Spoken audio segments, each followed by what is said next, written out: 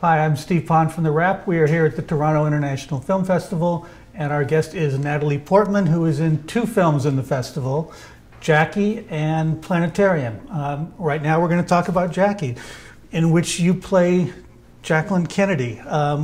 Quite an iconic character and historic person. How daunting was that to take on that role? It was very daunting. I had never played a role before that was someone that people really knew how they looked and talked and moved so specifically, and so of course it put the pressure on to be quite specific with portraying her and studying her, of course.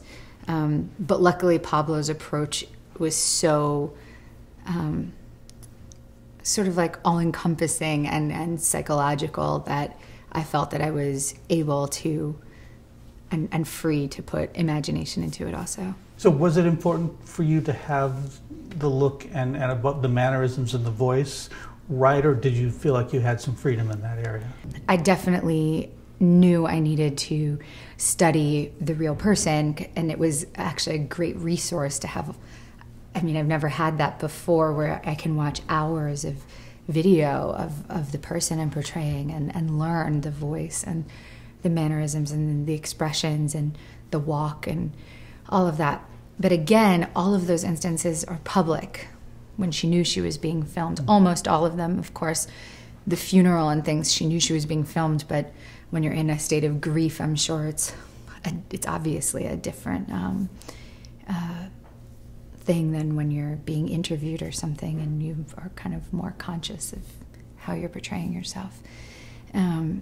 So I had the freedom because so much of what we did was in her private moments, which no one knows anything about. Mm-hmm. And in fact, there's great sections deleted from her interviews with journalists that she edited out, where there's just chunks missing. So there's clearly things that she carefully did not show. And so that gave us a great deal of imagination for what could fill in those blanks. Mm-hmm. So there were portions when you were trying to exactly recreate what you had seen? Yes. The White House tour things are, the pauses are where the pauses are, the movement and the facial expressions is all quite imitative. Mm-hmm.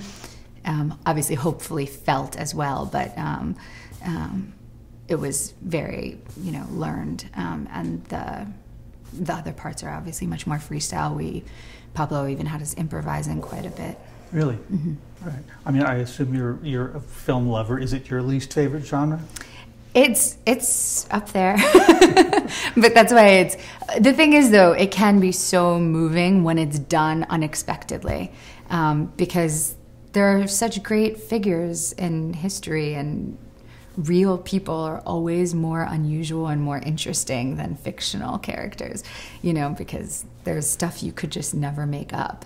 But it's just, I think it's a genre that falls into convention and patterns that we recognize and that make it harder to feel something.